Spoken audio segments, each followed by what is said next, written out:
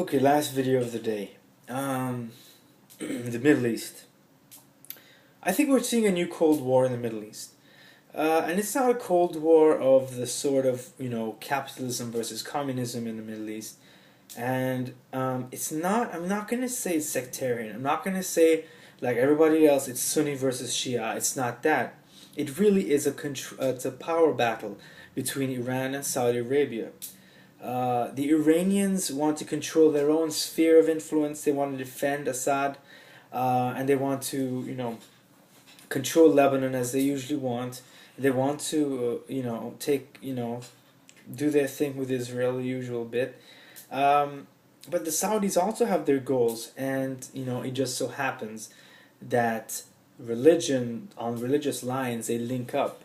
But really, it's not about that. It's about power. It's about power structures, and one has to wonder what is the future in the Middle East, and what can the U.S. do, and more so, what about the people? What about their human security? What about families that are there? And it's a very tough question. These questions are very difficult to answer, and because when it comes to power, we're not talking about just simply being the boss or being the most powerful person in the Middle East. It's about surviving. Who is going to survive, and how, and what's going to happen? And we can speculate all we want, but unless we take a step back and just try to formulate ways in which to analyze the situation in a productive way, that we can't do anything about it. So if we take a step back, let's see who's on whose side, one, and the second thing is what can be done. So we have the civil war in Syria, and the civil war in Syria is spilling out to Lebanon and to Iraq. And we see Syria, Bashar al-Assad is supported by Iran, and the rebels are supported by Saudi Arabia. And it just so happens that there are folks, the Sunni Muslims, spilling over into Iraq, and they are meddling in Iraqi affairs. And Saudi Arabia is supporting them. But then again, if the Saudis are worried about these folks, these radical Islamist regimes and groups, so the Saudis are actually stabbing themselves in the foot. They're shooting themselves in the foot, and it's not good long-term policy because it's going to spill over. Everything always spills over. We saw this in Lebanon. We're going to see it again. In '91, the Lebanese, when they had their own civil war, instead of it spilling out, it spilled inside. So the neighbors, Israel and Syria, the conflict spilled into Lebanon, not so much spilled out. In Syria, we're seeing the reverse effect.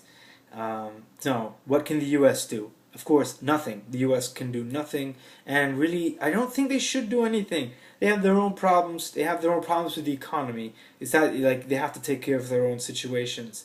I think the Syrians are going to have to deal with their own situation, and the Lebanese are going to have to pull themselves together, and I think the Iraqis are going to have to take care of the situation with help from the Saudis, even though the Saudis maybe caused it in the first place. So, in that sense, we're going to see a stalemate of sorts. Like the Lebanese, the Syrians are going to have to figure this out themselves. It's like in 89-91 when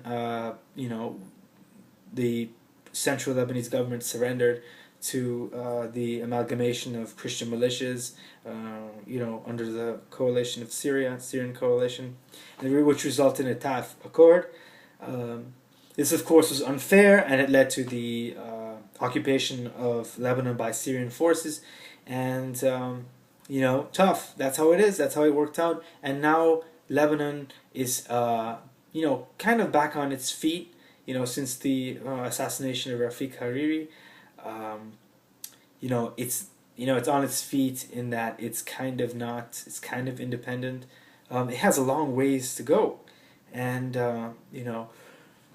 Syria is going to go down a similar route, but the United States should not get involved because one, no one's going to be happy with their involvement, and two, they're going to gain nothing from the involvement, and they're going to just upset Russia. Um, and in the end, when the Syrians finally realize that the war will go nowhere, the continued war will go nowhere, there will be peace. So that's the long and short of it.